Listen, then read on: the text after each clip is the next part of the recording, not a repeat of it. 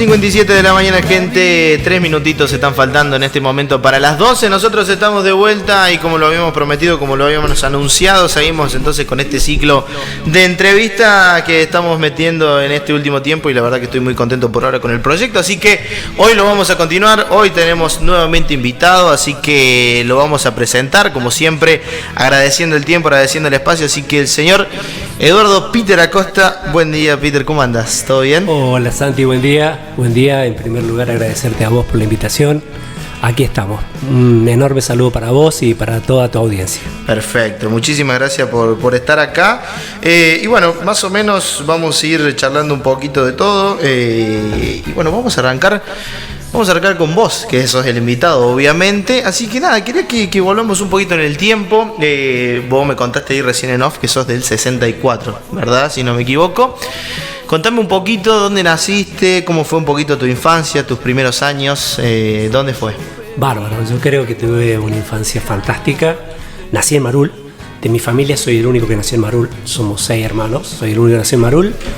Y bueno, la verdad que desde mi primario y secundario lo hice acá.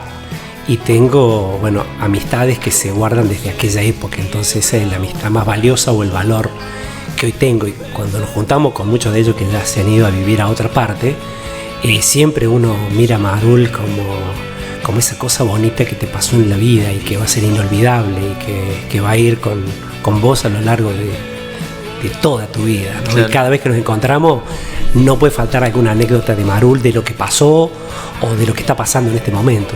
Claro, pasa mucho eso, digo, te encontrás con alguien que se fue a otra ciudad, vos también te fuiste a otra ciudad y te lo encontrás y el primer tema es... Claro, por supuesto, y de hecho nosotros tenemos algunas juntas, digamos, qué sé yo, desde Cristina Sorelo, Lucio Trocero, Barolo, Zaragata, Puchi Pérez, Poliliski. Son todos personajes que a lo mejor a vos no te suenan, pero son todos personajes que formaron parte de mi infancia y que nos reencontramos en la ciudad de Córdoba o afuera de Marul, y hoy actualmente, qué sé yo, cada 6 meses por lo menos nos juntamos, ¿no? Claro. Y el tema de diálogo es ¿qué pasa en Marul? ¿Qué pasó? Claro. ¿O te acordás de este personaje? ¿Te acordás cuando pasó esto? Claro, pasa mucho porque, obviamente salvando las distancias, pero digo, por ejemplo, uno deja el secundario, se junta un par de veces, digo, y cuenta las anécdotas del secundario y dice, bueno, estas anécdotas quedan acá, ya las contamos, no las contamos más, pero te volvés a juntar más años y las seguís contando las mismas, ¿o no? No pasa. Es tal cual. Es lo mismo. Tal cual, Santi, eso nos pasa porque de hecho se torna para veces reiterativo y a veces creo que le agregamos, le quitamos cosas. Sí, van variando. Claro, exactamente. Que uno dice, bueno, los científicos dicen que volvemos a recordar no lo que pasó, sino lo que contamos por última vez. Claro. Entonces en este caso pasa eso. Y la verdad que para mí ha sido un enorme gusto haber vivido en Marul. Yo creo que fui un chico que soñó en Marul, digamos, ¿no? Yo te imaginé que terminé muy chiquito, 16 años, terminé secundario, me fui a Córdoba. Y bueno, en ese verano cuando terminó, mi hermano se había recibido médico y me fui a Malbrán. Él se había ido a Malbrán y pude... ¿Dónde es? Perdón. En Santiago del Estero. Bien. Es una población muy chiquita. Sí. Y comencé a leer historia, ¿no? Ya no como la obligación de tener que estudiar historia, claro, sino la colección de Ortiz de Rosa, y comenzás a leer historia y uno comenzó a ver decir... creo que por ahí nació, digamos, todavía estábamos en la época de gobierno de facto todavía. ¿Qué se podía hacer, no? ¿Qué podía ser el Peter? ¿Sí? Yo soy hijo de zapatero de pueblo, mi papá era ferroviario, orgulloso obviamente hijo de él, ¿no? Y de doña Lola, pero de pronto decir, che, ¿qué se podrá hacer, no? Y uno comienza a decir, che, bueno, ¿qué voy a hacer? Uno comienza, cuando uno sale del secundario, dice, che, ¿qué hago de mi vida? Claro, más con 16 años, digamos, complicado. Y la verdad que comenzó a interesarme la cuestión pública. Es decir, la verdad que siempre me interesó y la cuestión municipal, y ahí nació ya muy chico el interés, pero tampoco lo tenía claro qué era eso, claro, porque por la edad tampoco estábamos muy involucrados y por la época en que nos hicimos secundario, que era nuestro despertar político, sí, en este caso medio dormido, porque estaba el gobierno de facto. Claro. Hablando de Marul y de los inicios con el colegio, digo, ¿cuál fue el primario? Porque no estaba República del Paraguay. ¿Cuál era el colegio primario? Estaba la Escuela República del Paraguay, que era provincial, y estaba la Escuela Nacional, que estaba acá, donde estamos ahora. Sí. Había una sede y la otra sede donde está la guardería. Bien. ¿sí? Estaban ahí. Y entonces ahí nosotros éramos la escuela nacional. Claro. Y había una disputa importante entre la escuela provincial y la escuela nacional. Pica, digamos, dos primarios, claro. Y después nos reencontrábamos con la mayoría de ellos. Nos reencontramos en el secundario, que era el único secundario que había. Y en ese momento eran muy poquitos los que se iban afuera. Claro. La mayoría nos quedábamos a estudiar aquí en Marul. ¿El secundario está donde está ahora o dónde estaba en su momento? Sí, sí estaba. No tenía la infraestructura de ahora, pero ya estaba en ese lugar. Bien, perfecto. Contame, digo, de ese secundario, profesores que te hayan marcado. No, divino, a ver, hay montones, qué sé yo, me acuerdo el rector, le decíamos el Pirinchín, que era Bruno, que era el rector en ese momento. Para mí hay una profesora que me marcó, que tiene que ver con una docente de geografía, que vive en Miramar, Boco, ¿no? Una docente de geografía brillante. Recuerdo alguna anécdota de haber llegado al colegio y que me dijera, la primera vez que ella venía, y me diga, lea el mapa. Y yo recuerdo que el mapa no me decía absolutamente nada. Es decir, para alguien que de pronto venía con una cosa innovadora de enseñarnos de verdad, fue, y realmente hoy la recuerdo con enorme cariño, pero hoy por hoy tengo contacto con ella. Y María Luisa fue una persona en el primario que nos marcó, pero también siguió en el secundario porque ella daba matemática. Entonces María Luisa fue una docente que... ¿La nombran mucho? Sí, seguramente. Sí, marcó un tiempo, ¿sí? Al igual que Piscua, digamos, la directora del primario. Y ahí en el secundario particularmente, para mí es la mejor época de todos los adolescentes, digamos. No hay nada mejor que el secundario. Cuando cobras cierta independencia, cuando tenés criterio propio, cuando crees que tu papá no sabe nada, cuando te escapás, sí.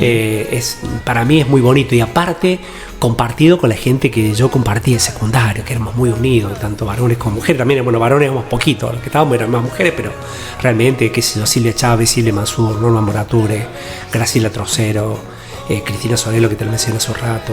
Gente que ves todos los días de tu vida. Y o sea, claro, eso te das cuenta cuando terminas el secundario, que sí, pero esto está todos los días. Claro, y compartimos, qué sé yo, para nosotros, los asados, de juntarnos a comer un asado, que era muy... Pero aparte era un grupo muy unido. Y de hecho, mira vos, hubo como creo que solo 2 generaciones que no fueron a Bariloche. Una fue la nuestra y otra fue la de mi hermano. Y la nuestra terminamos yendo ahí porque Cristina Sorelo y con Lucio de alguna manera decidieron, más que Cristina Sorelo, que Lucio y que yo, ir a Cosquín, porque si no ni siquiera a Cosquín íbamos, porque claro, la plata que juntábamos era para juntarnos, para comer, para divertirnos. Claro. Y creo que fuimos, pero realmente fue inolvidable el viaje a Cosquín, digamos. Todos los demás fueron a Bariloche, los que estaban antes y los que estaban después. Claro. Salvo, pero lo que hoy particularmente todo el mundo dice, che, pero ustedes se siguen juntando. Sí, la verdad que sí. Y es un gran gusto juntarme con Ana Rufinati, con Silvia Chávez o con quien nos juntamos por ahí, digamos, y con algunos que se quedaron, con Cachito Pereira o con el Poliliski, y que nos juntamos con los exiliados de Marul, como los llamamos algunos, o con la promoción, ¿no? Claro. Realmente creo que todo el mundo debe aprender a vivir este tiempo, si bien los tiempos han cambiado. Para mí el secundario es la mejor época, es la mejor época de la vida, digamos. ¿La dictadura militar te agarra en el secundario? Sí, a mí me agarra en el secundario, y la verdad que por ahí uno por ahí vive ausente, ¿no? Vive ausente de esa realidad. Yo lo tenía un poco presente porque mis hermanos, que eran más grandes, vivían en la ciudad de Córdoba. Entonces, que ellos estuvieran ahí nos transmitían, eran personas militantes en el sentido universitario, comprometido, más que militante, comprometido. Y pasa que la universidad tenía una fuerza importante, digamos, en esa época. Exactamente, tal cual, era muy importante. Es decir, creo que en esa época, si vos estabas en la universidad y no hablabas de política, en la carrera que estuvieras, vos no existías. Claro. Entonces, o estaba enrolado o en la derecha, o en la izquierda, o en el centro, o en el peronismo, o en el radicalismo, por más que estuvieran proscrito en ese tiempo, todo el mundo tenía una mirada a través de un partido político, que hoy sin duda alguna se ha perdido. Pero en ese momento, y entonces mi mamá cuando iba... Pero digo, eso de estar muy aparentado con el tema político, ¿venía de antes de la dictadura o con la dictadura se afianza como una búsqueda de libertad? Mira, yo que creo que aquellos que vivimos, no habíamos vivido, digamos, una democracia, digamos, porque prácticamente era muy chico. Cuando viene el 76 el golpe, te imaginas que tengo 12 años, entonces para nosotros fue el 83 la libertad. Claro. La libertad, ¿no? Si bien yo estaba haciendo el servicio militar en el 83, yo no voté en el 83 porque estaba haciendo el servicio militar, de ahí en adelante era todo un sueño, ¿no? con la democracia, el poder votar por primera vez, el poder elegir, un enorme sueño que a la postre muchos de ellos en la realidad de hoy a lo mejor no se han cumplido. No, a lo mejor no se han cumplido muchos de los anhelos y los sueños que teníamos. Claro. Pero comienza a aparecer la historia y decir, che, bueno, este es el camino. Creo que la democracia es el camino y creo que por más imperfecto que sea, sigue siendo para mí el sistema democrático el mejor de todos. ¿Sí? Claro. Y nace ahí, digamos, en el 83, a través de mi madre, que era muy radical, digamos. Mi padre era mucho más independiente, si bien acompañaba el radicalismo, tenía una mirada mucho más independiente, un hombre que había terminado el primer inferior, pero que comenzó a leer de grande, comenzó a jugar ajedrez, comenzó a leer la Biblia y a darnos ciertas libertades siempre. En mi casa, fíjate vos que tenemos, él era hincha independiente. Bien, le salió muy un buena solo, elección. Le salió un solo hijo hincha independiente y 3 salimos de Racing de Avellaneda. Uno de Boca y otro de River. A ver, por un tío. Déjame entrar ahí porque me metiste en esa y yo me quiero entrar. Son 6 hermanos. 6 hermanos. Dame nombre y equipo de fútbol. Bueno, es decir, está Ignacio, que es Nacho, que vive aquí en Marul, mi hermano mayor, que es el Nene, y yo, que fuimos los 3 hinchas de Racing en un principio gracias a un tío. Bien. Y después mi papá hincha independiente y mi hermano Domingo, que vive en el Valle de Zacate, los 2 de hinchas independientes. Bien. Digamos, ¿no? Mi hermana hincha de Boca y mi otro hermano, que se recibió de médico, era de River. ¿Sí? Bien, había variedad en la familia, digamos. Había para variedad, discutir. Y esto lo permitía mi papá, inclusive las discusiones, porque tengo hermanos que eran con una fuerte militancia peronista y con alguna cosa muy fuerte con el kirchnerismo y con el peronismo republicano también. Y nosotros que éramos radicales, que nos sentimos radicales, ¿no? Con mis otros hermanos, digamos, tal vez no tan militantes, pero bueno, Nacho y yo, con una fuerte raigambre radical. ¿Nunca trajo problemas eso? No, mi papá nos decía siempre, ¿no?, que estaba permitido discutir, pero no pelear, ni por política ni por fútbol. ¿No? Por fútbol. De hecho, bueno, y todo cambió cuando mis hermanos se van a Córdoba. Y aparece Talleres en la vida de ellos, sí. Y aparece Talleres en mi vida, digamos, ¿no? Entonces, si hoy por hoy, si vos me decís de qué cuadro soy hincha de Talleres. Bien, ¿no? mejor. Racing mejor, ya mejor que Racing. Racing ya ha quedado casi que te digo, casi que en el olvido, pero Talleres es un sentimiento, lo voy a ver. Sí. Todos los domingos que juega el local voy a ver a Talleres. Hermoso. Me mencionaste ahí entre medio, digo, que hiciste el servicio militar. Primero te quería consultar, bueno, ¿cómo repercutió en vos? ¿Qué experiencia tenés? Y ¿está bien que se haya sacado el servicio militar? ¿Tendría que estar hoy en día? ¿Qué opinas de eso? Mira, yo hice servicio militar en Chamical, La Rioja, y volví hace poquito, después de 40 años, volví hace 2 o 3 meses. La verdad que yo el servicio militar tal cual estaba concebido en ese momento me parece que no es viable. Pero sí a lo mejor hacer un servicio social, ¿no?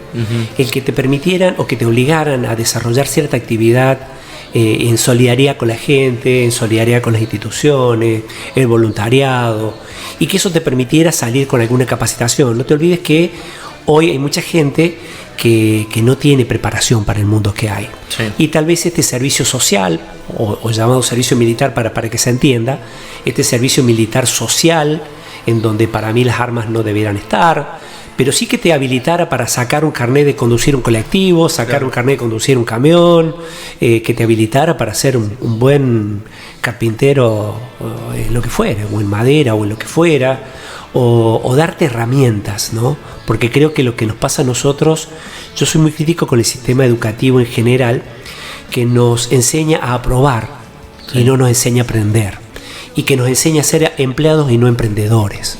¿Sí? Yo creo que tengo esta disputa. Entonces, cuando te enseñan a aprobar, vos tenés la obligación de aprobar, entonces zafás. Claro. Zafás, busqué zafar, y si es copiando, y si es estudiando poco y voy y me presento, zafo y apruebo. En cambio, cuando te enseñan a aprender y vos te haces responsable de ese aprendizaje, esto cambia de verdad, porque vos te vas desde un bachillerato o desde una carrera técnica con un conocimiento técnico de verdad. Yo creo que el sistema educativo antes era mucho más apropiado para el mundo que había. Vos salías de un bachiller y seguías una universidad y estabas preparado, salías de un colegio técnico e ibas, y si eras carpintero, si eras técnico, mecánico, las empresas te buscaban, y si eras perito mercantil terminabas en una administración. ¿Tiene que ver con el sistema o con el modo de aprendizaje? Con el sistema. Y un modo de aprendizaje que no estaba acorde al tiempo, digamos. Yo creo que, digamos, hasta el 70, 80 capaz que estuvo acorde al tiempo. Ya con la dinámica de los 90 y ni hablar en este siglo, creo que hoy por hoy, digamos, debieran enseñar hoy, qué sé yo, computación, informática a los chicos en el jardín de infantes. Claro. ¿Sí? Debería implementarse módulos y los docentes debieran estar preparados y capacitados para poder enseñarle informática, robótica a los chicos desde muy chicos, y no debería en ninguna escuela faltar computadoras. ¿Sí? Yo que creo que hacia allá va el sistema educativo, hacia allá va el mundo, y si nosotros no entendemos, el mundo no te espera. Sí, ese es el tema, digo, por ahí vos diseñaste algo que el año que viene ya es obsoleto, digamos. Aparte es mucho más dinámico. Vos antes entrabas al correo y entrabas, qué sé yo, hay una cosa que se llama estafetero. Yo trabajé estafetero. Es la persona que lleva la correspondencia de correo hasta la terminal o del correo al tren, ¿sí? Y después podías ser cartero y después auxiliar. Claro. Y terminabas como auxiliar o jefe de correo y vos te jubilabas en eso. Hoy por hoy ya no existen los trabajos estables. Son muy poquitos en los cuales vos vas a entrar y vas a terminar jubilándote en ese trabajo. Acá en este caso puede ser a lo mejor el banco y puede ser la cooperativa, en el caso de Marul, pero en las ciudades cada vez mucho más dinámico. Nadie dura más de 4 o 5 años por la dinámica de la empresa y por los intereses de las personas, ¿no? Claro. No tan solo por decir, che, bueno, no me hace falta más a la empresa, sino que las personas tienen otras inquietudes y se movilizan hacia otros sectores. Claro. Y también por el desgaste, digo. Estar tantos años en un mismo trabajo genera, cierto desgaste, ¿no? Claro, antes era impensado. Si vos entrabas al correo y decís, che, voy a dejar el correo, no se te ocurriría dejar el correo porque era un trabajo seguro en el cual te ibas a jubilar, ibas a tener una buena jubilación, ibas a poder más o menos tener una familia, una casa, poder mantenerte económicamente. Hoy por hoy alguien entra al trabajo y bueno, uno cuando ve los análisis en recursos humanos, hay algún trabajador que dice, no, mira, yo voy a comenzar a trabajar la semana que viene. No, en la otra porque me voy de vacaciones, porque tengo otros intereses, y hoy por hoy es los trabajadores nómades, ¿no? Esta cosa que se ha venido, que se va incorporando al mundo, que trabajo en una empresa, que trabajo en otra, que presto un servicio para una empresa, lo que aprendí lo aplico en otra empresa. Ese mundo, yo que creo que hay que acercárselo a la gente, ¿sí? Y la única forma de acercándolo es dándole educación apropiada. Y por eso para mí Marul debiera tener en el secundario, en el primario, ¿sí? La provincia, bueno, tiene algunas instituciones educativas primarias en las cuales ha comenzado a implementarse el sistema informático y creo que debiera acrecentarse, y nosotros, porque como te decía hace un rato, el mundo no te espera, claro. El mundo te abandona. Bien, volviendo al tema político, me mencionaste que en casa había una inclinación de parte familiar, de parte del radicalismo, si bien había libertad, pero ¿cómo nace además de esta libertad que se vivió en el 83, ¿cómo nace tu inclinación hacia el mundo político? Mira, una cosa que hacíamos en aquella época cuando comenzó la democracia era leer mucho sobre política, y entonces comenzabas a leer a Lem, comenzabas a leer Irigoyen, comenzabas a ver la vida de algunos dirigentes del radicalismo, caso Ilía, caso Sabatini, Moisés Levens, un montón de gente que digamos marcó, o Balbín, ¿no? Y después, ya en ese tiempo, en la democracia, por ahí cuando nace el 83, Alfonsín y Angelos, Alfonsín a nivel nacional y Angelos a nivel provincial. Y entonces estar en la cercanía de la lectura y de la militancia. Y la militancia, en ese momento, en los comités y en los encuentros partidarios, había debates políticos, claro, sobre programas de gobierno, sobre perfiles políticos, sobre qué debiera hacer, cosa que en los partidos políticos se ha perdido hoy, ¿no? Yo suelo decir que los partidos políticos, en muchos casos, se han transformado en agencia de colocación de candidatos. Entonces yo te invito a vos para que me acompañes para que yo sea tal cosa, ¿sí? Claro. O vos me pedís que yo vaya a tu partido porque vos tenés una aspiración. Y creo que eso ha hecho que la gente se aleje de la política. Hay mucha gente que se alejó de la política, sí, y se han perdido la identidad partidaria y se han perdido, y particularmente en los partidos creo que no lo ven a este cambio. En los partidos políticos son más renuentes al cambio. Nosotros, fíjate, en el radicalismo tenemos una estructura que comenzó a comienzos del siglo XX. Claro. Entonces, ¿vos crees que la misma dinámica puede utilizarse en estos tiempos? No, es poco apropiado, es poco ágil, no se adapta. Hay que tomar decisiones mucho más rápidas. Entonces debiéramos tener estructuras más nuevas, innovadoras, ¿sí?, dentro de los partidos políticos y puntualmente dentro del radicalismo, ¿no? Claro. Hablando de ese 1983, yo digo, con 23 años nazco en una sociedad donde ya todo está adaptado a las tecnologías y todo está muy visto desde el punto de vista económico, siempre, desde ese lado, digo.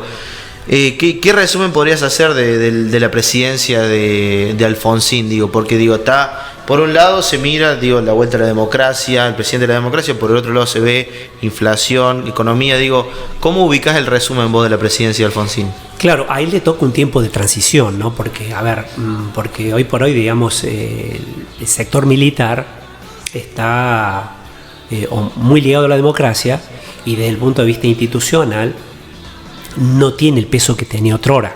Claro. ¿Sí? Entonces a Alfonsín le toca en el 83 asumir, recuperar la democracia y tratar de sostenerla, ¿no? Claro, la papa caliente. Exactamente, porque digamos en ese momento, entre comillas, decía, hay que ser guapo para aguantárselo, ¿no? El Felices Pascua o las presiones de los sectores económicos también, digamos, ¿no?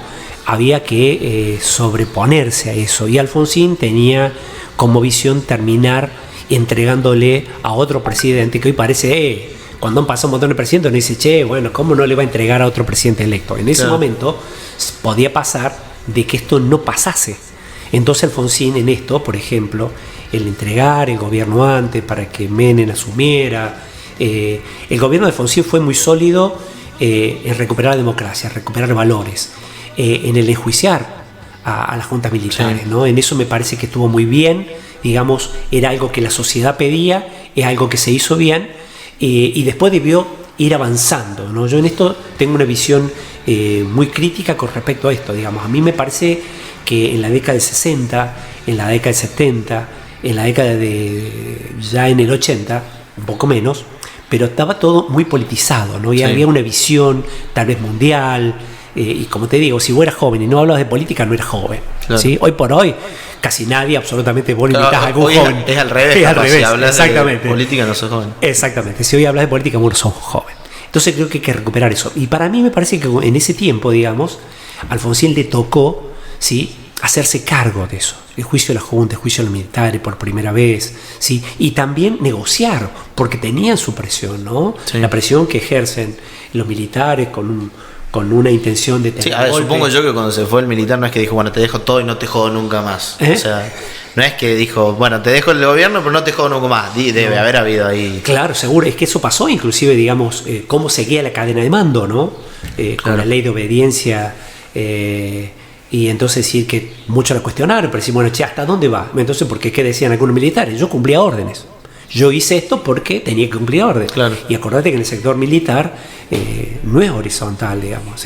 No, es vertical, y esto es, che, y bueno, eso hubo un fuerte debate, hubo ya algunos diferenciamientos dentro del radicalismo por tomar esta decisión, dentro de la sociedad también.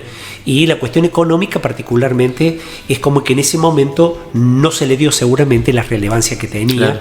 Fue cobrando, digamos, con el tiempo, porque, digamos, los primeros 2 años, sí, están bárbaros, estamos recuperando, estamos haciendo, pero cuando comienza a tener algún problema en la sociedad con respecto a las necesidades de trabajo, a los sueldos dignos, a una recuperación de cierta estabilidad económica que no alcanza, y a eso sumido con la presión de algún sector empresarial que tuvo Alfonsín, ¿no? Alfonsín en esto tuvo muchas presiones del sector empresarial, y Alfonsín, recuerdo en alguna de sus presentaciones en la rural, haber sido chiflado y haber manifestado algunas posturas, Alfonsín, tipo de convicciones firmes, haberse parado ahí, en la iglesia, digamos, retrucar. Es un tipo la verdad es que yo haberlo conocido a él y haber estado en una...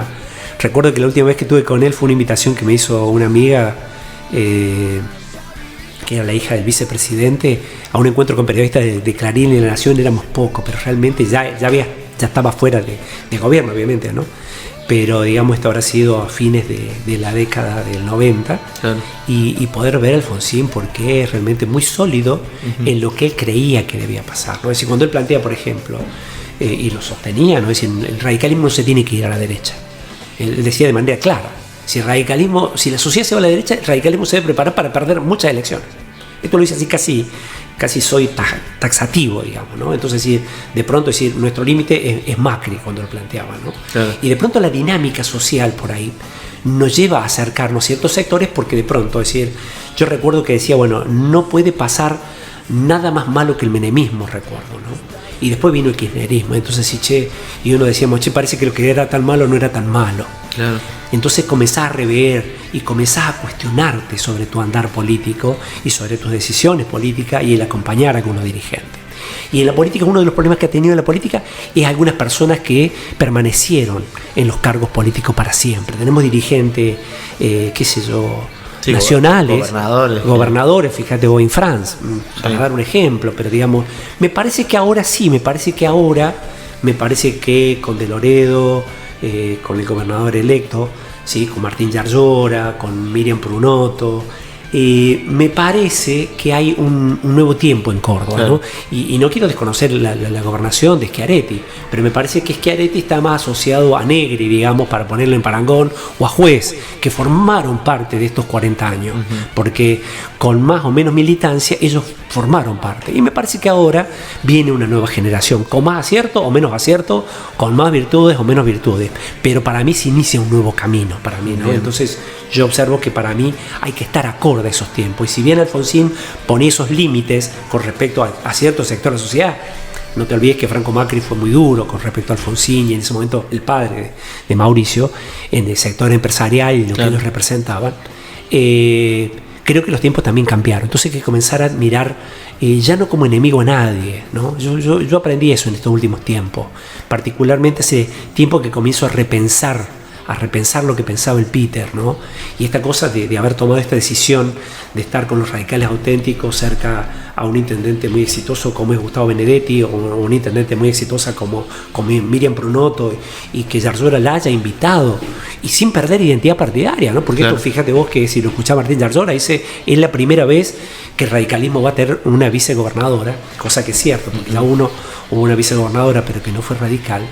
Es esta historia de comenzar a tender puentes y escucharnos mucho más, y a respetarnos mucho más, y a saber que la verdad se construye entre varios, ¿sí? Esta nueva dinámica que se produce en la política me parece que es muy diferente a lo que le tocó vivir a Alfonsín, porque no quiero irme de lo que vos me planteabas. Claro. Entonces él tuvo una situación económica muy dura, ¿sí? Y tuvo que afrontar eso, y entonces hubo la época de la hiperinflación, ¿sí? En la cual él toma la decisión política, ¿sí? De darle continuidad al gobierno de Menem, que ya había sido electo.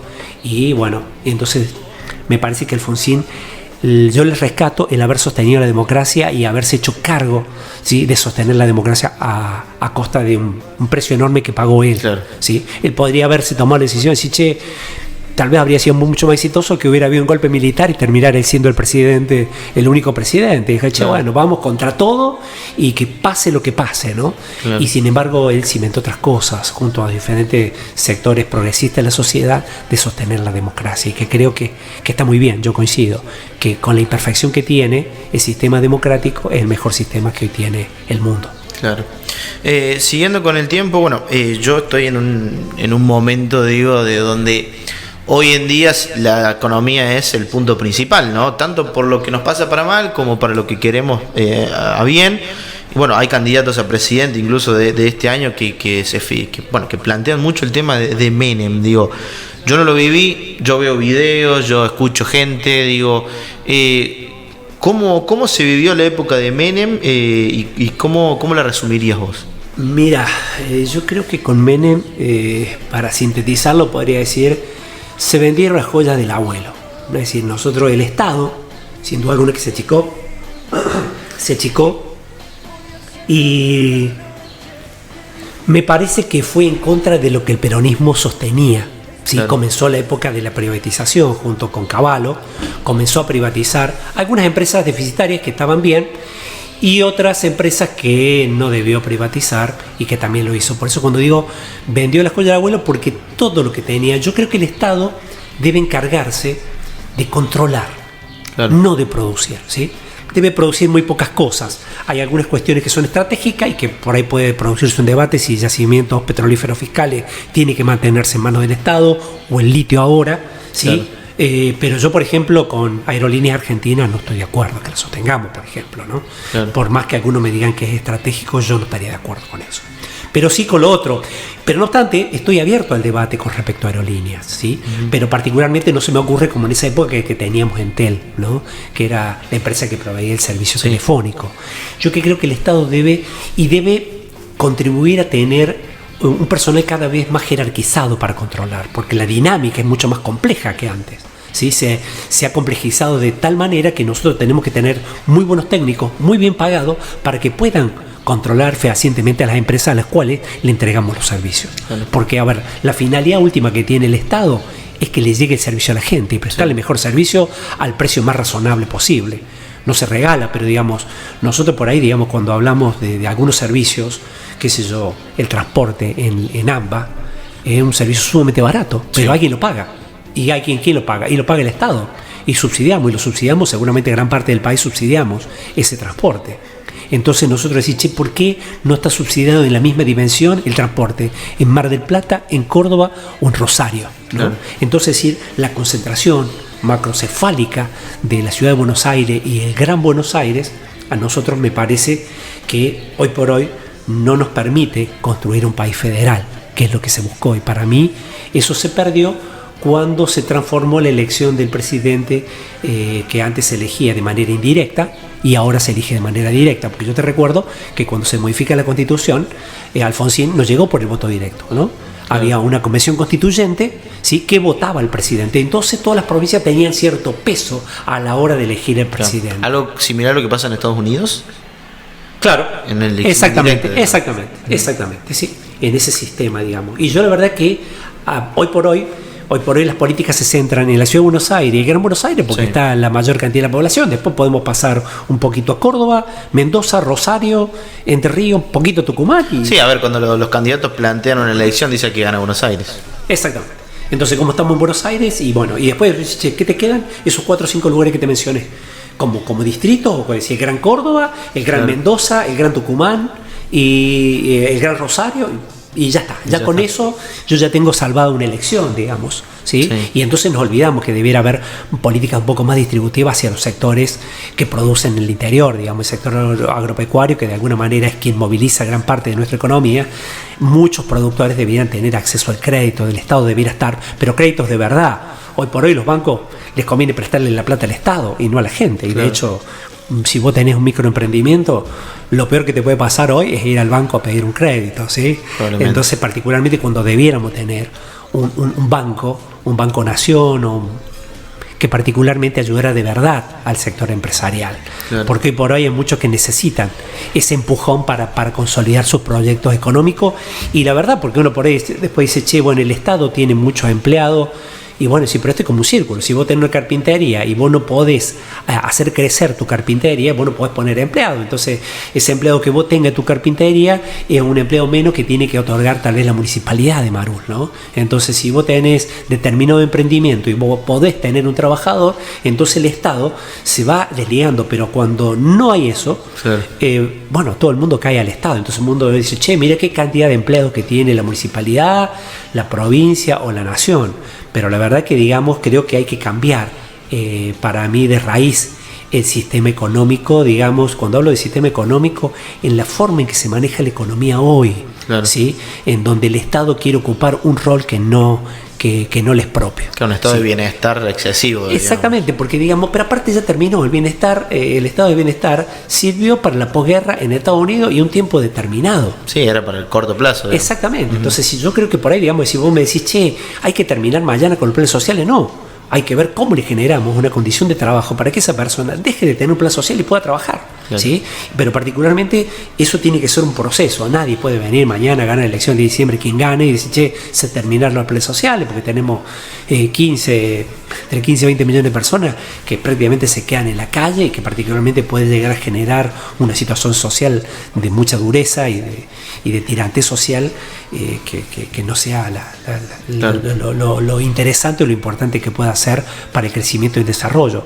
Pero sí creo que hay que comenzar a plantearlo, creo que hay que comenzar a discutir de verdad las políticas públicas a nivel nacional, a nivel provincial y a nivel municipal. Los tributos, por ejemplo, ¿no? Hay algunos impuestos municipales, provinciales, nacionales que son excesivos, ¿sí?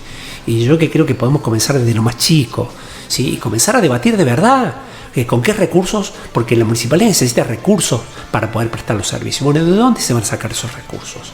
Y yo que creo que si fuera mucho más federal la distribución de la riqueza, yo creo que no habría tanta concentración poblacional en el Buenos Aires y en el Gran Buenos Aires. Claro. ¿Sí? Hoy por hoy, si vos tomás un transporte en Córdoba que te sale 100 mangos y en la ciudad de Córdoba que te sale 20 mangos, voy a decir, che, ya tenés una posibilidad de trabajo, imagínate el ahorro que eso te significa. Sí, sí. ¿Sí? Entonces, sí, bueno, un poco mal, pero bueno, sí, che, yo estoy por allá, esto es mucho más barato, la luz estaba subsidiada, la nafta estaba subsidiada, le van quitando con el tiempo. De hecho, vos ves la energía como ha ido subiendo, porque ya no se puede sostener el subsidio, ¿sí?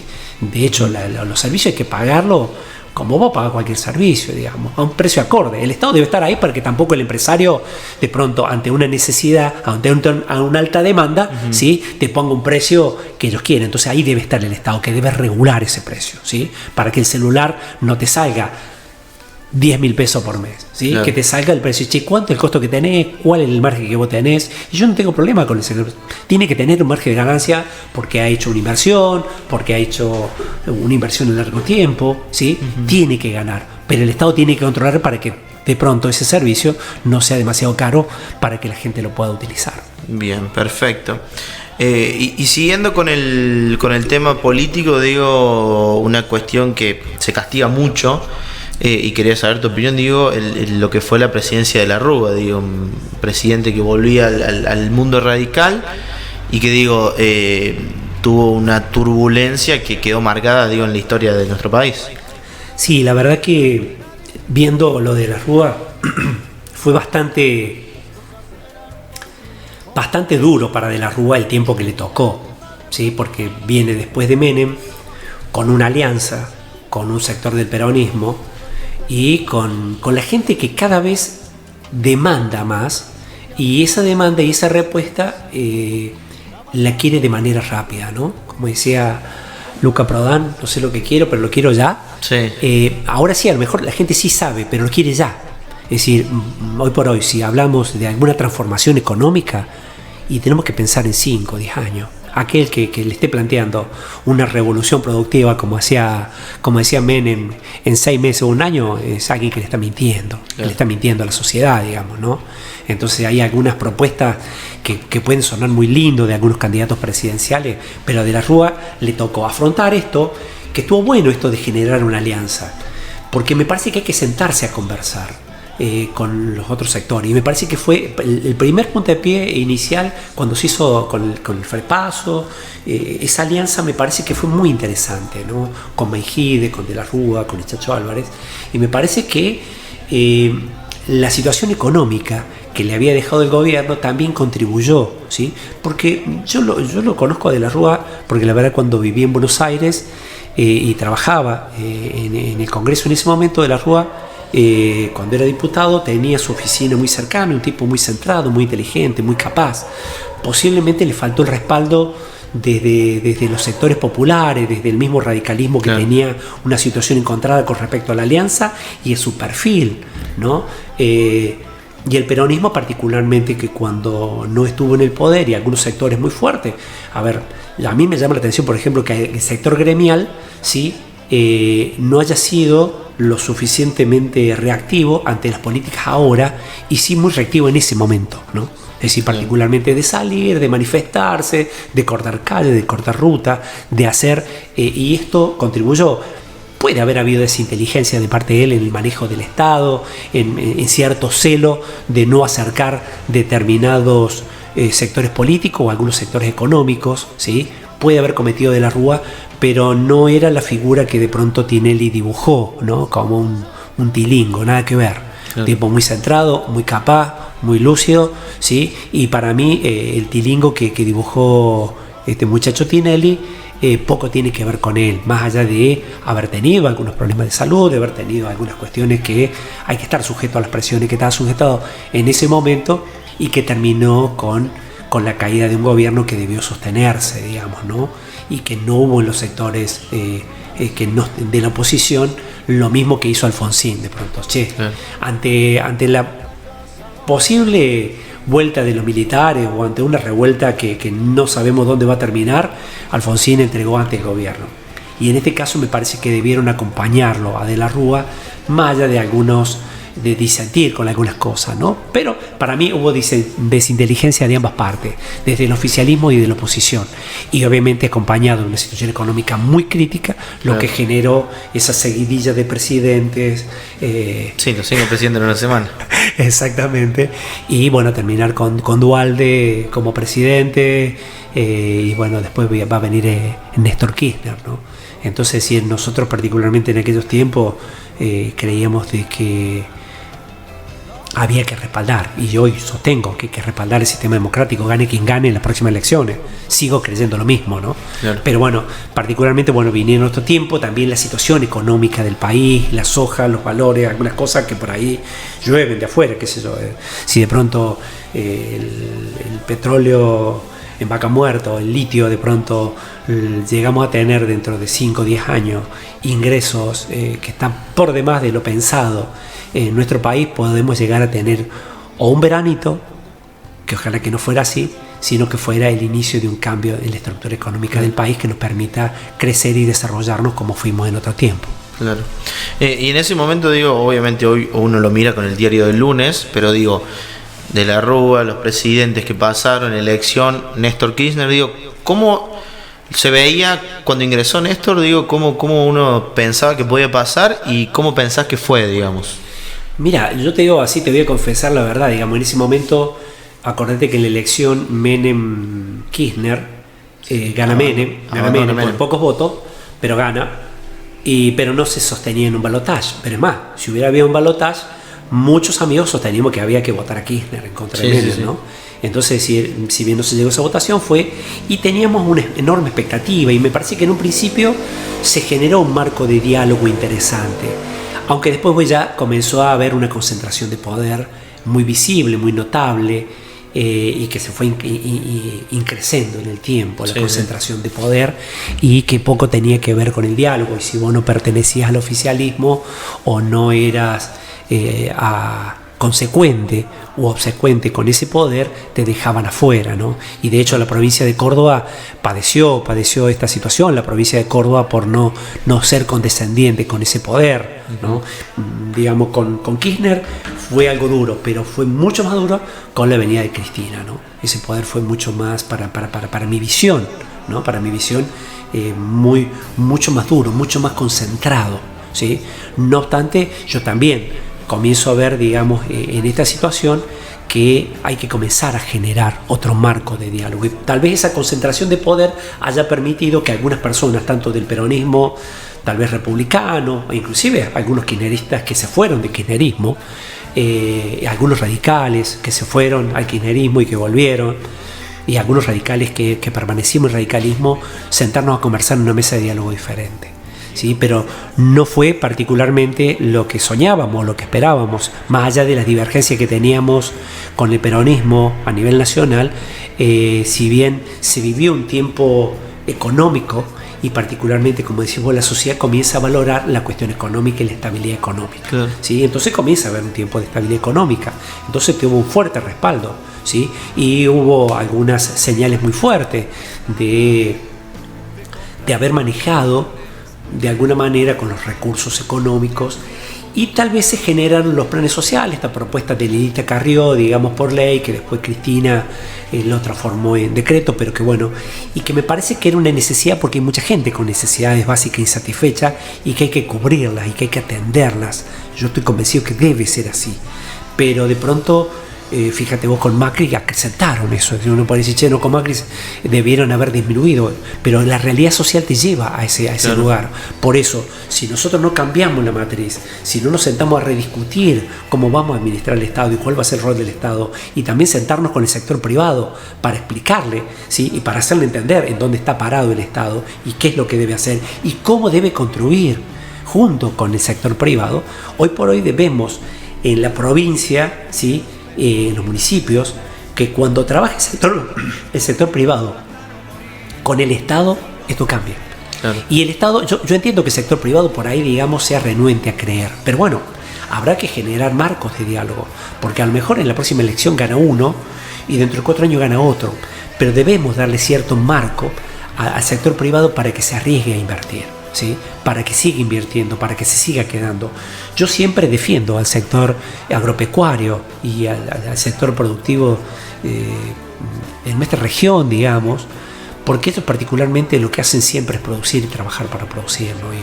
Y la verdad que lo que tienen lo vuelven a reinvertir para mejorar el desarrollo tecnológico que tiene el sector agropecuario, el cambio que ha tenido. Si yo me pongo en el 83 al sector agropecuario y lo pongo a la democracia, en aquel tiempo el sector productivo agropecuario, hay otros sectores industriales que también la tecnología que apareció también, pero cambió y creció y se adaptó al tiempo del mundo.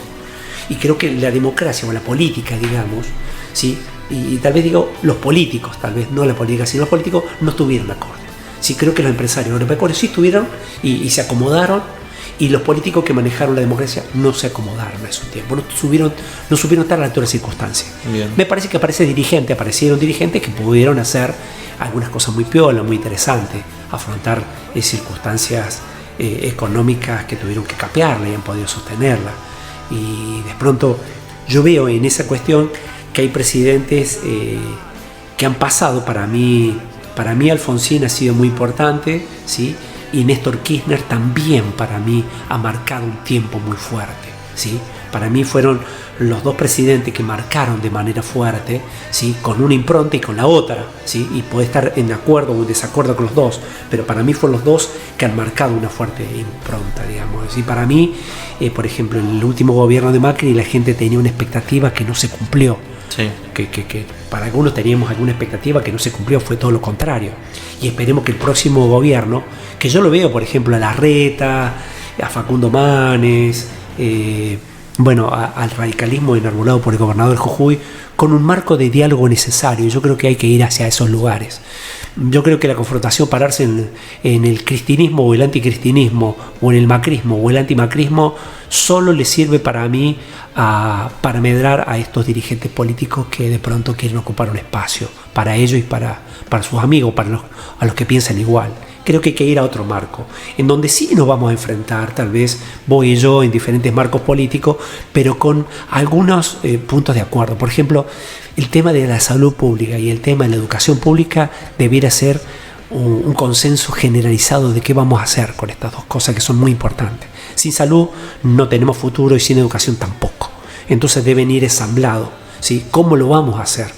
Y que no es fácil, porque hacen falta recursos, pero yo creo que en eso se centra. Para mí los dos presidentes en esta recorrida que has hecho, que me has preguntado, para mí los dos presidentes que han marcado un hito fuerte en la Argentina es Raúl Ricardo Alfonsín y Néstor Kirchner. Perfecto. Y digo, nombraste mucho, a Macri, nombramos el 2015, nace, si bien hablaste de coaliciones, pero nace Cambiemos, nace el PRO.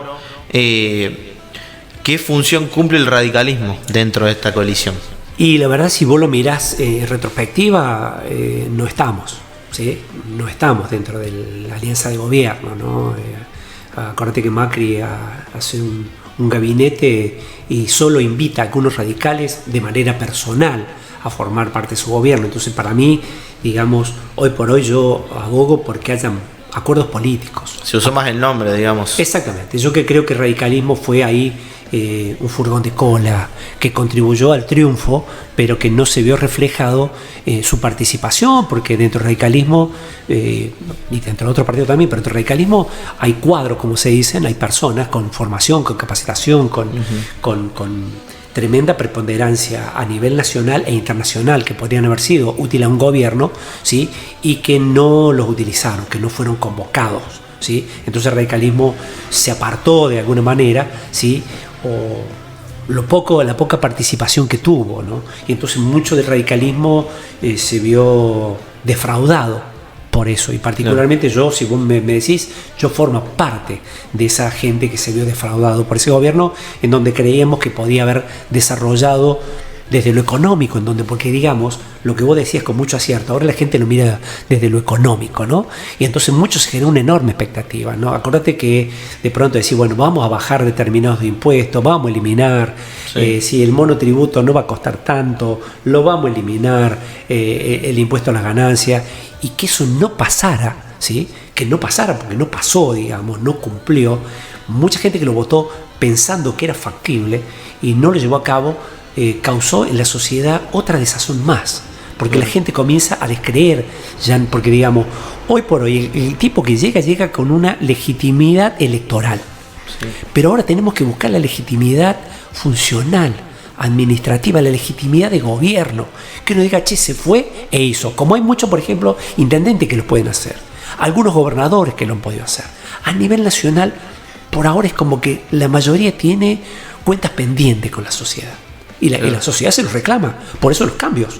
¿Sí? Por eso los cambios. Es decir, vos fijate que si uno mira las encuestas, Cristina, que fue una presidenta que estuvo mucho tiempo, hoy tiene si bien creo que individualmente es la dirigente con mayor cantidad de votos, capaz que a la par de Milei, ¿sí? Capaz que sean los dos dirigentes que tengan, pero Cristina mucho más que Milei, los demás dirigentes tienen en la suma. Claro. Y esto me parece interesante, ¿sí? Pero entonces nosotros, particularmente la gente le pasa factura a los políticos porque no han estado en la actual circunstancia, ¿sí? Y nosotros creo que lo que tenemos que buscar hoy por hoy no es ir a romper puentes, no es ir a cavar trincheras, sino comenzar a acercarnos y a dialogar y establecer, así vos seas de una fracción, porque vos fíjate que cada vez más, vos fíjate que acá hacemos Unidos por Córdoba o Unidos por Córdoba, conformó una alianza hace muchos años que el PJ en la provincia de Córdoba no está.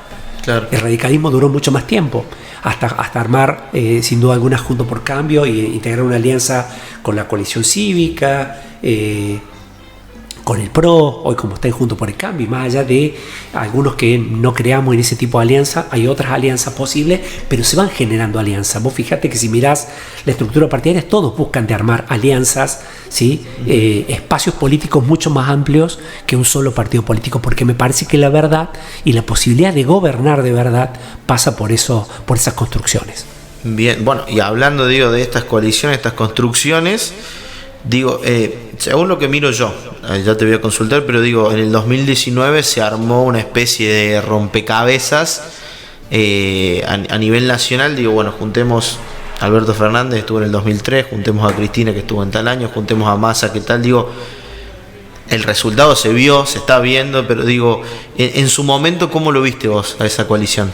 Mira, yo creo que en este caso para mí Cristina Kirchner es vos podés estar en contra de Cristina, pero es muy inteligente, hizo una alianza que nadie creía que podía ganar. Si en ese momento nadie podía creer que el kirchnerismo o el peronismo ligado al kirchnerismo podía ganar, ni armar una alianza, todos creíamos que iba a haber continuidad de Macri, porque no se veía nada en el espectro. Sí, incluso en el 2017 gana Macri en las elecciones de legisladores y todo eso, ¿no? Intermedia, exactamente. Entonces, sí, nosotros creíamos de que seguramente iba a haber continuidad.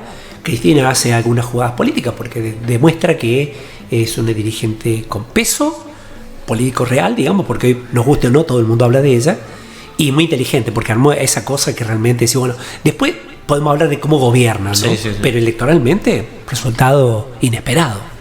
Esto habla de. Ahora bien, una vez puesto en gobierno, sin duda alguna que obviamente al haber ese rejunte con diferencias muy notorias entre ellos, es muy difícil que puedan gobernar ante una situación de crisis económica y con una enorme divergencia entre ellos. Es decir, ¿no? Más allá que uno puede tal vez englobarlo, pero no es lo mismo, qué sé yo, la Cámpora que Scioli, Cristina que Fernández, y el juntarse para ganar una elección está piola. Está bueno. El problema es gobernar. Y que creo que vos fíjate que ahora se usa mucho y todo el mundo dice, che, pensemos, no en las próximas elecciones, y esto lo dice mucho Facundo Manes, que es un tipo que a mí me gusta muchísimo y que lamento que no se haya candidateado a presidente para generar, no para ganar, sino para generar, me parece que un tipo que vamos hacia esos lugares. No pensemos en las próximas elecciones, sino en las próximas generaciones, ¿no?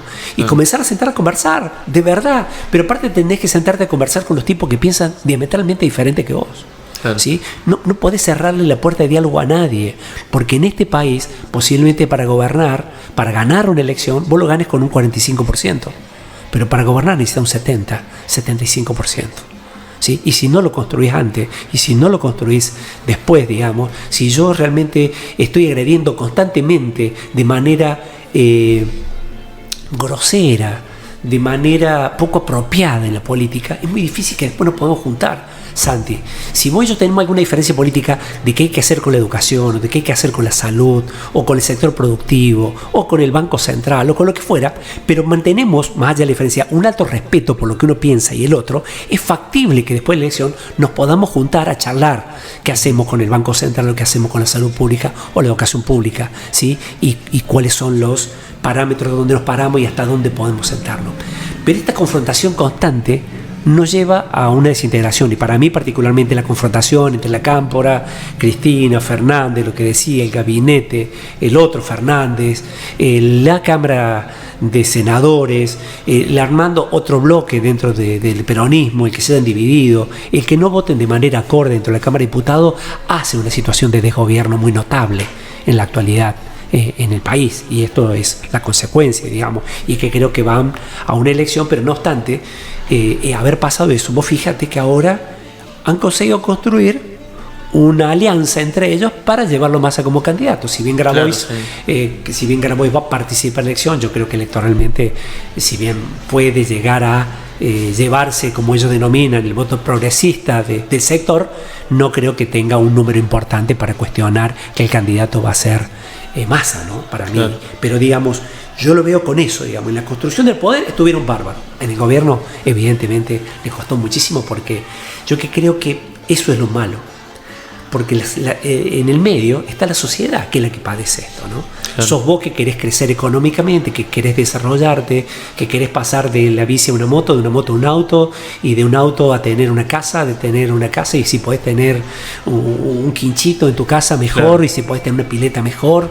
Entonces, ese crecimiento de la clase media, en donde Argentina tiene una clase media fuerte, es la que más se siente defraudado. Claro. ¿Sí? Porque por hoy, digamos, hoy por hoy decís, che, ¿cuál es el ingreso medio para una clase media? Y vos decís, che, si vos hablas de 300, 400 mil pesos, es lo mínimo que puede entrar una casa más o menos. Claro. Pero si vos decís, che, quiero ser una clase media para poder cambiar el auto todos los años, para poder pensar en mi casa, desarrollarme, tendría que hablar de un ingreso familiar de alrededor de 1 millón de pesos. Hoy. ¿Sí?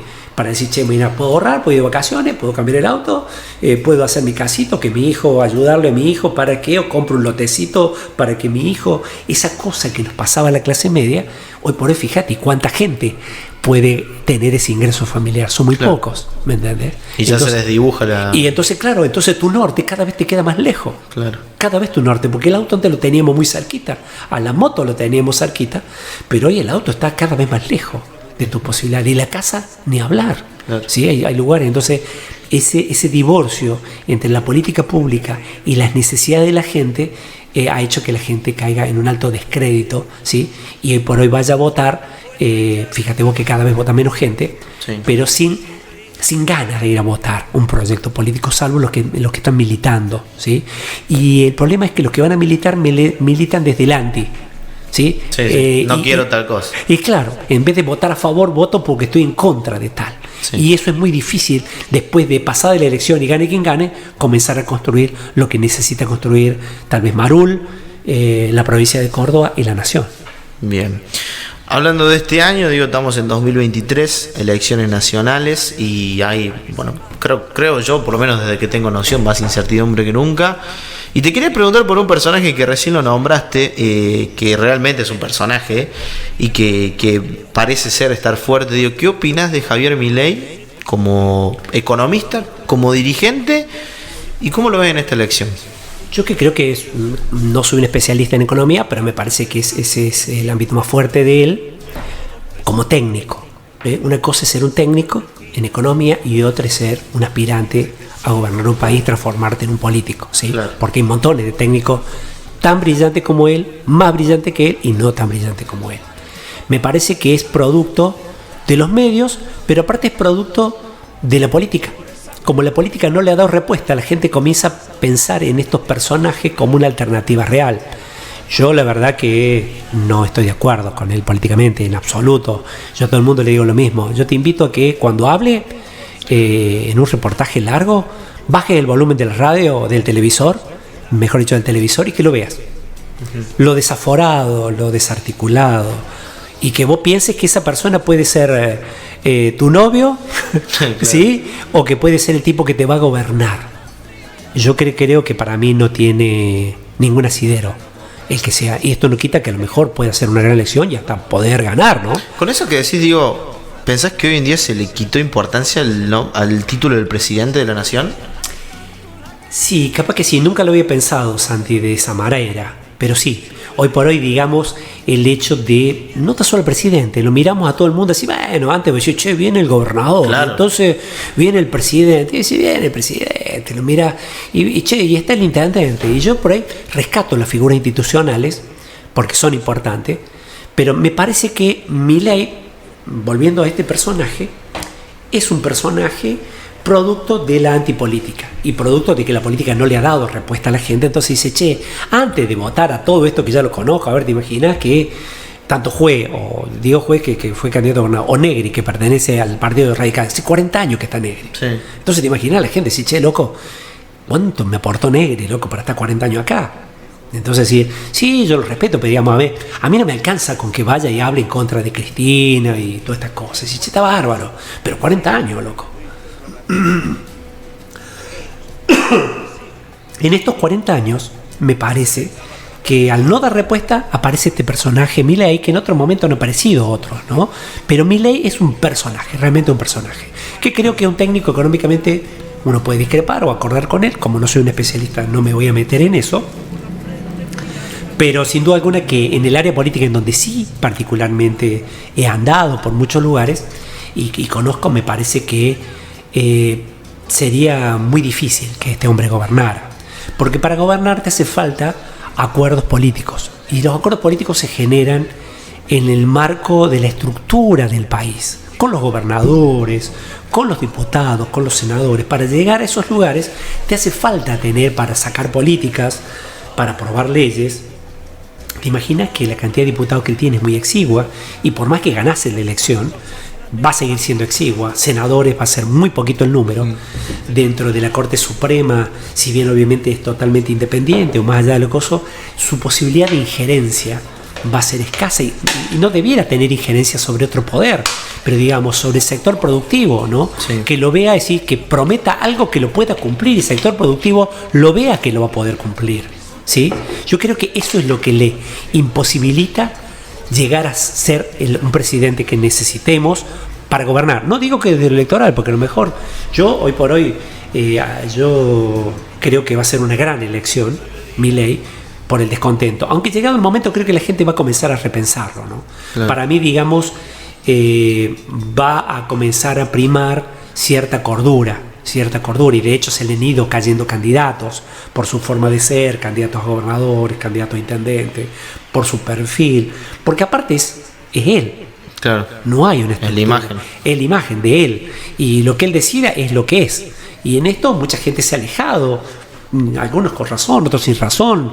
Uno puede haber escuchado algún reportaje de algún dirigente que se ha alejado de él, pero me parece que hoy no tiene. Me parece que, no obstante esto, puede hacer una gran elección, porque el descontento popular con la gente es decir, che, si total votamos todo esto, a ver qué sé yo, a la reta ya lo votamos, ¿no? Porque bueno, si bien es el intendente de la Ciudad Autónoma de Buenos Aires, a Massa ya lo votamos alguna vez, bueno, a todos ya lo votamos, y che, tenemos una oportunidad, esto puede pasar, claro. Puede pasar que la gente tome esa decisión.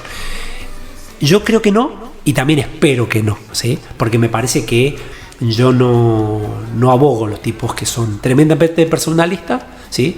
Y que particularmente no tengan un sostén político que le puedan dar, claro, institucionalidad y peso a las políticas que puede implementar, porque a lo mejor lo que plantea desde el punto de vista técnico, en lo económico, porque no lo he escuchado en otras áreas, puede que sea real y posible, no sé si dolarizar o no dolarizar, pero digo una de las propuestas que él sostiene, sí. Pero cuando comienza a hablar de che, que vamos a poder vender los órganos, me parece una cosa muy loca. Que podamos salir armados, ¿sí?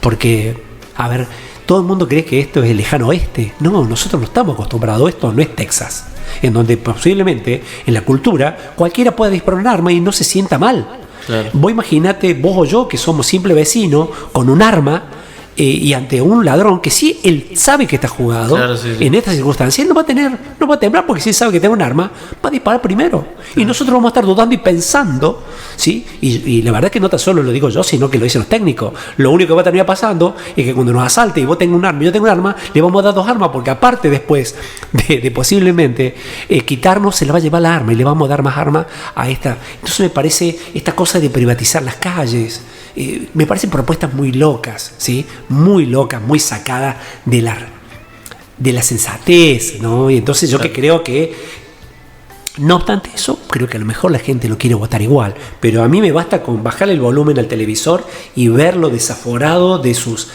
gestos, de su forma de ser, ¿no? Y estas propuestas que son realmente inaceptables, ¿sí? Yo espero que haga una buena elección, pero que no supere el 15%, ¿sí? Aunque en una de esas puede superar y hasta ganar. Y después me preocupa que llegar a ganar a la hora de gobernar, creo que le va a costar muchísimo. Muchísimo, y creo que el país puede encontrarse con un fracaso estrepitoso, porque no va a tener la herramienta para gobernar ante una circunstancia muy difícil como la que se viene. Claro. Pensando en las nuevas generaciones, me incluyo. Estamos en una realidad donde el joven, tanto por el uso de tecnologías, de redes sociales, como por su propia cultura, empieza a pensar independientemente de mucho más joven, empieza a tomar otras libertades. Y dentro de eso me refiero a que hoy en día es muy poco probable que un joven se identifique con un partido político, tanto por los defraudes políticos como por la misma libertad de decir, yo hoy voy con el rojo, mañana voy con el azul, pasó con el verde. ¿Cómo hace un partido político, y en este caso, cómo hace el radicalismo para cautivar a los jóvenes, para llamarle la atención a los jóvenes? Yo creo que es realmente una tarea muy difícil, coincido con vos. Yo creo que los partidos políticos hay una tendencia a achicarse y que va a ser lo normal, que los partidos sean mucho más chicos en su estructura, ¿sí? No obstante, creo que los jóvenes deben, y veo algunos que se van involucrando en política, y que está bien que se involucren, y seguramente no van a ser una mayoría, pero sí particularmente te tiene que preocupar la cuestión global. Uh-huh. Yo creo que hoy por hoy los jóvenes están mucho más enrolados, por ejemplo, en algún reclamo ambiental. Vamos a encontrar muchos jóvenes, si mañana decimos... mañana nos vamos a juntar en el Comité de Unidad Básica, no va a ir nadie, pero si vos decís, mañana vamos a limpiar la orilla del río, seguro me vas a encontrar un montón de jóvenes y decís, está bárbaro, vayamos a la orilla de la laguna, a la orilla del río. Creo que en la política, a nosotros los partidos políticos nos ha costado muchísimo, y particularmente al radicalismo le ha costado muchísimo. Hoy por hoy veo que hay otros partidos, hoy por hoy, el PRO moviliza más jóvenes, porque hay una sociedad más individual. Hoy por hoy me parece que, y este es un problema grave para mí, somos poco solidarios, ¿sí? Y al no haber solidaridad, me quiero salvar yo solo. Claro. Y creemos que ese es el camino, y que creo que es un camino errado, ¿sí? Yo tengo que manifestarlo porque en esto creo. Si en esto nosotros no comenzamos a tener una identificación, y posiblemente está muy bien que hoy, como decías vos, hoy apoyemos el verde, mañana el rojo y pasado mañana el azul, ¿no? Me parece bien porque me siento identificado, porque me parece que es mejor, porque la política ambiental que plantea esto me parece más interesante que esto otro, la política educativa o la política de salud, pero me parece que si los jóvenes creen que se van a salvar solos, se equivocan, aunque siento, ¿sí? Hoy por hoy, los gremios antes, vos decías un trabajador y todos los trabajadores, no importaba dónde estuviera, se sentían identificados. Vos decías la clase trabajadora y había una clase trabajadora. Sí. Hoy no lo hay. Ni siquiera en los que estamos en el mismo gremio, ¿sí? Entonces yo estoy en la búsqueda, y estamos los dos en cualquiera. No voy a dar nombre de un gremio, pero yo la verdad que compito con vos por más horas extra, y la verdad que si yo me arreglo mi hora extra o me arreglo mi crecimiento individual, ya está. Y voy y uso el gremio para que me den ese aumento de categoría o para que me den el servicio social que yo quiero porque yo pago, ¿no? Entonces ya está, pero es lo mío. Y esta cosa creo que si yo tengo un mensaje para dar, en este caso como una persona que tiene algún grado de experiencia en esto, es que comiencen a sentir que la política es una herramienta en la cual, no como protagonista, pero sí respaldando. Supongamos que, y te menciono a vos porque y discúlpame, si supongamos que vos tengas una iniciativa política y haya otros chicos que no tengan, pero que sí te respalden, decir, che, hay un joven que quiere, che, vayamos. Y vos seguramente, yo te puedo identificar con un partido o con otro o de manera independiente, no importa. Pero sí comencemos a generar estructuras que perduren el tiempo, y después sea el Santi, y después sea Lauti, y después sea otro. Pero digamos, yo que creo que si le damos un tiempo a los jóvenes, comienzan a verlo. Yo creo particularmente que hoy por hoy es el tiempo de la mujer. Bien. Yo creo que la mujer me parece que está llamada a cumplir un rol preponderante en los cambios de la política. ¿Por qué creo en esto? Porque me parece que la mujer hoy por hoy, muchas de ellas, más allá, ya salieron de su casa, ya no son amas de casa. Trabajan en la administración, se jubilan, y cuando se jubilan muchas de ellas son jóvenes. ¿Sí? Se jubilan a los 50 años o 55 años y son muy jóvenes. Entonces, en ese caso, digamos, tienen un tiempo para darle a la comunidad, ya bien sea el municipio, la comuna o la provincia, ¿sí? Imagínate alguna docente que se han jubilado y que tienen una experiencia notable, poder trabajar en la educación, claro. ¿Sí? Entonces, poder trabajar en las políticas locales, digamos, de un municipio, porque aparte tienen una mirada que no es mejor que la del hombre, pero sí es diferente, ¿sí? Tienen un compromiso diferente. Nosotros creo que los hombres somos grandes iniciadores, ¿sí? Y las mujeres son mucho más capaces de sostener en el tiempo la política, ¿sí? Y se hacen cargo. Y algunos me dicen, no, pero mirá, pero son muy competitivas, pero les va a llevar un aprendizaje, ¿sí? Esto que se denomina la solidaridad, que se llama sororidad entre las mujeres, ¿no? Claro. Me parece que si nosotros, y yo particularmente esto es lo que hago, tratar que la mujer participe en política y que ocupe el rol y que se anime a pelear, porque hay que pelear los espacios. Acuérdate que en la política, para cualquier análisis político, está la parte agonal, que es la lucha del poder, y la parte arquitectónica sobre las políticas públicas. En esto, porque se pelea, hay que ganar una elección. Yo tengo que convencer a mi electorado que mi propuesta es la mejor, que lo que yo propongo es lo mejor, pero después debo ser capaz de construirlo. Por eso, para mí, en este espacio agonal no tiene que ser tan sangriento, para que después nos podamos juntar con los adversarios de turno para poder sostener las políticas que yo quiero hacer, ¿sí? Entonces me parece que en esto mi mensaje para los jóvenes es que comiencen a acompañar a sus madres, ¿sí? Mucho más que a los hombres, porque los hombres particularmente comenzamos a pensar en cómo solucionamos nuestro estándar económico con una visión a lo mejor tal vez todavía machista de cómo solucionamos nuestra vida, y estamos preocupados en cómo consolidamos nuestra economía o cómo crecemos económicamente, y la cuestión pública la dejamos.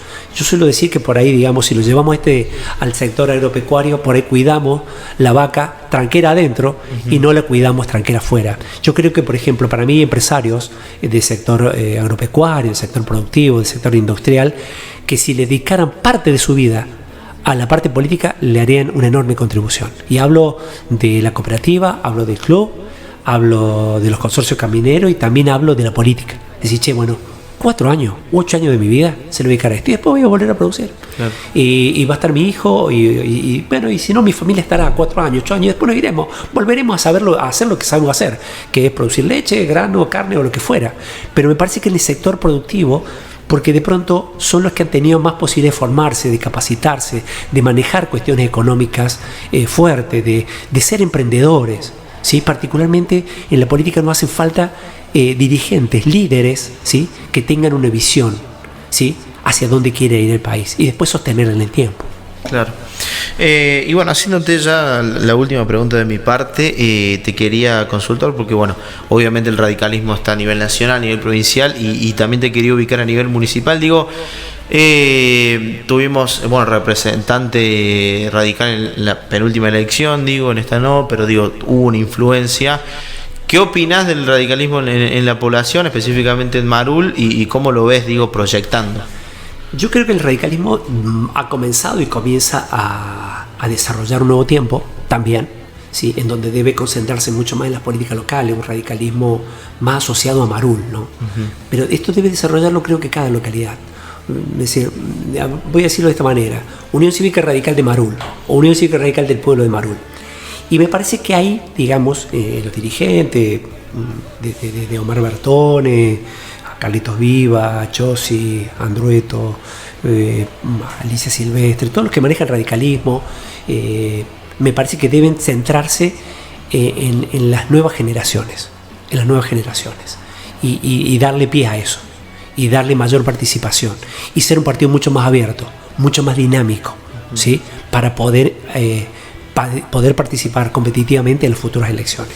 Para mí, digamos, esta elección se dio un resultado que tal vez muy inesperado por la diferencia que hubo, digamos, de 400 votos, tal vez de manera inesperada, pero uno si después comienza a mirar los resultados de la elección pasada, sacó 40 o 50 menos votos que la elección pasada, Constantino hijo con respecto a Constantino padre, no hay una gran diferencia de votos, digamos, ¿sí? Claro. Particularmente, ¿sí? En esto, digamos, el radicalismo al no tener candidatos, ¿sí? Inclusive, por ejemplo, digamos, Hacemos Unión por Córdoba tenía un candidato, que era clarito, digamos, y después había un partido vecinal, ¿sí? Asociado a un partido que es la Unión Federal, un partido asociado a Unión por Córdoba también. Entonces, es decir, posiblemente esta cosa no le ha permitido este espacio expresar, digamos, pero me parece que al no estar como una alternativa de Juntos por el Cambio, también perdió competitividad. Si hubiera ido a lo mejor como Juntos por el Cambio, habría sido un poco más competitivo.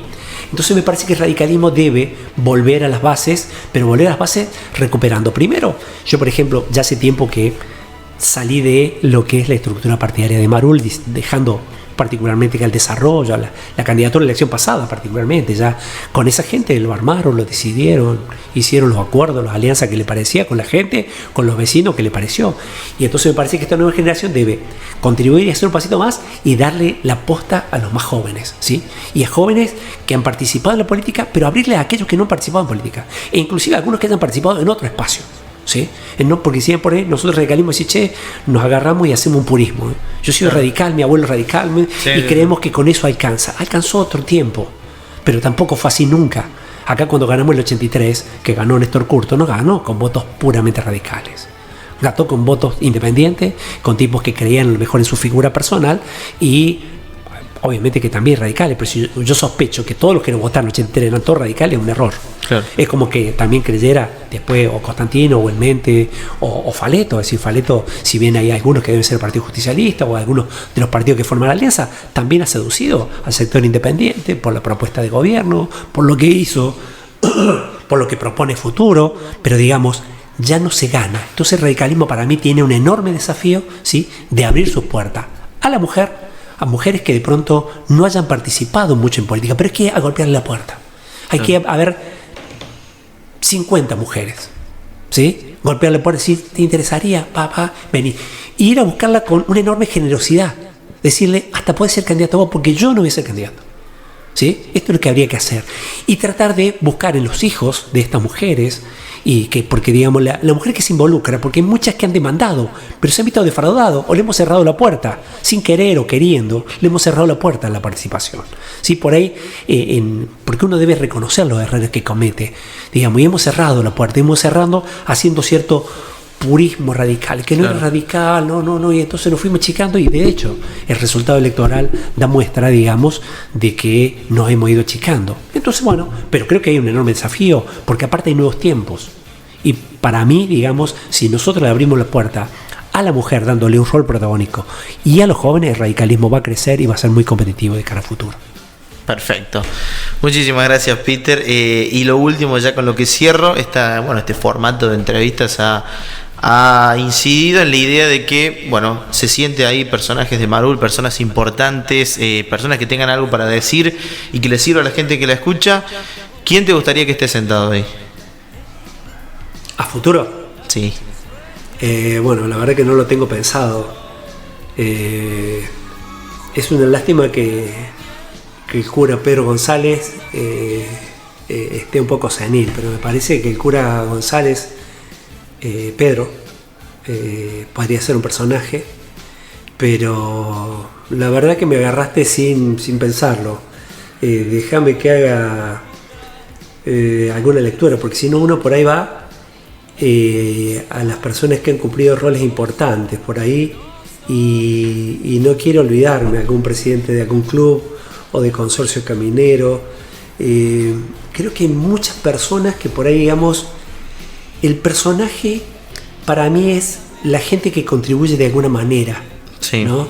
Y no tengo un nombre propio para darte, Pero mi cambio, digamos, en mi vida, y que creo que esto es lo importante, yo veo montones de presidentes de clubes, de bocha o de fútbol o de la cooperadora, que me parece que ellos son protagonistas, ¿sí? Creo que hay que buscar ahí para saber cuánto les costó armar determinadas cosas, ¿sí? Cómo generaron, que en algún momento, un servicio en el club, ¿sí? Quiénes son los protagonistas, y a lo mejor no alcance con una persona sino con varios, es decir, hacer 2 o 3 personas que se han distinguido en alguna institución, que armaron alguna cosa diferente, porque siempre por ahí algunas personas que hemos cumplido algún rol hemos sido depositarios de la confianza de otras personas, y en este tiempo lo que busco, y por ahí uno cuando es chico dice quiero ser el tipo más importante de Marul, y por ahí el hombre más importante sea ser intendente, y hoy ya en mi vida hoy quiero ser una persona que pueda ser útil para Marul, para Córdoba, para la nación, en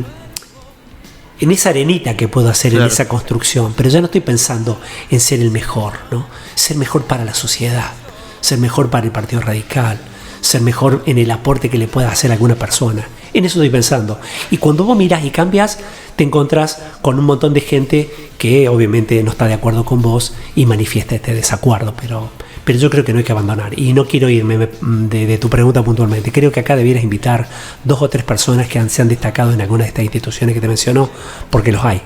Bien, perfecto. Muchísimas gracias. Espero que le haya pasado bien y gracias por el tiempo, por haber venido, ¿no? No, por favor. Primero, gracias a vos por haberme invitado y la verdad que me sentí muy cómodo y especialmente con los mates. Bien, perfecto, porque estaban de la mañana, así que si funcionaron bien, tenía miedo con eso. 13:17 de la tarde, gente. Muchísimas gracias a todos los que siguen prendidos. Nosotros continuamos con un ratito de música y ya estamos de vuelta para cerrar el programita. Dale.